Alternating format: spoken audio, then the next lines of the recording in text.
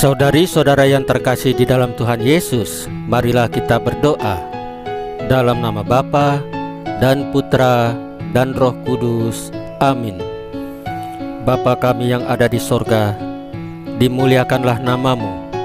Datanglah kerajaan-Mu, dan jadilah kehendak-Mu di atas bumi seperti di dalam sorga. Berilah kami rejeki pada hari ini, dan ampunilah kesalahan kami, seperti kami pun mengampuni yang bersalah kepada kami. Dan janganlah masukkan kami ke dalam pencobaan, tetapi bebaskanlah kami dari yang jahat.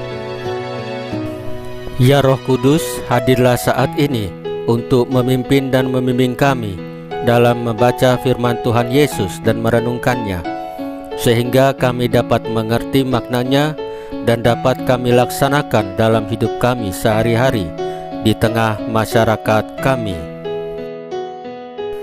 Pembacaan Injil Matius pasal 5 ayat 43 sampai dengan 48 dengan perikop kasihilah musuhmu dan doakanlah.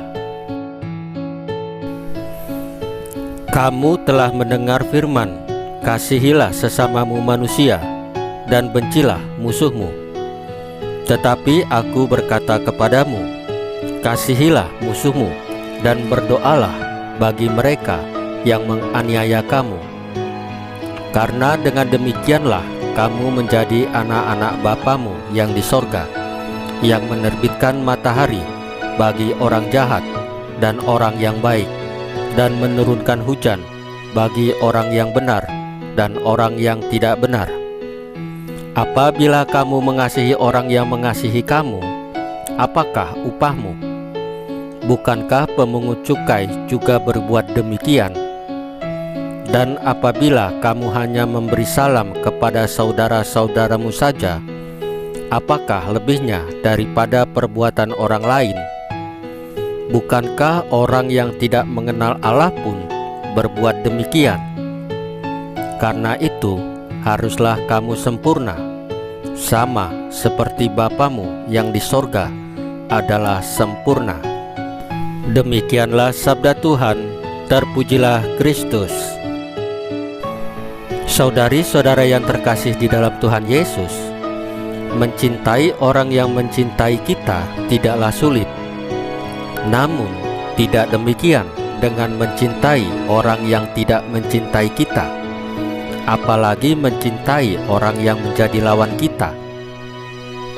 Tetapi hukum baru yang dicanangkan Yesus Kristus tidak memberikan tempat bagi adanya musuh dan kebencian. Kasih sejati mampu mengatasi segala hambatan dan kesulitan. Pada dasarnya, kita diharapkan melihat kenyataan ini, yaitu orang yang membenci sebetulnya pantas dikasihani. Ia akan kehilangan kasih. Maka kita harus bantu dalam menghayati kasih dengan cara yang baru. Menjadi seorang Kristiani adalah perjalanan ke batas terjauh dari ego kita. Kita diminta untuk mengasihi musuh. Tidak mudah, tetapi bukankah Yesus telah menjadi contoh bagi kita? Dalam derita, Yesus masih mampu mengampuni orang-orang yang menghina, yang menghujat, yang meludahi, dan yang menyalibkannya. Mendiang Santo Yohanes Paulus II juga bisa menjadi contoh bagi kita. Dia mengampuni Mehmet Ali Akca yang menembakinya hingga kritis. Lalu bagaimana dengan kita? Apakah kita menyediakan hati kita untuk mengampuni sesama? Saudari-saudara yang terkasih di dalam Tuhan Yesus, marilah kita berdoa. Ya Tuhan, ajaran dan hukum cinta kasih-Mu sungguh indah, namun tidak mudah untuk dilaksanakan. Bantulah dan mampukanlah kami untuk dapat mencintai semua orang. Salam Maria, penuh rahmat, Tuhan sertamu. Terpujilah engkau di antara wanita, dan terpujilah buah tubuhmu Yesus. Santa Maria Bunda Allah, doakanlah kami yang berdosa ini, sekarang dan waktu kami mati. Ya Tuhan Yesus, tambahkanlah iman kami hanya kepadamu saja, karena Engkau adalah Tuhan dan Juru Selamat kami, satu-satunya, tidak ada yang lain. Dalam nama Bapa dan Putra dan Roh Kudus. Amin.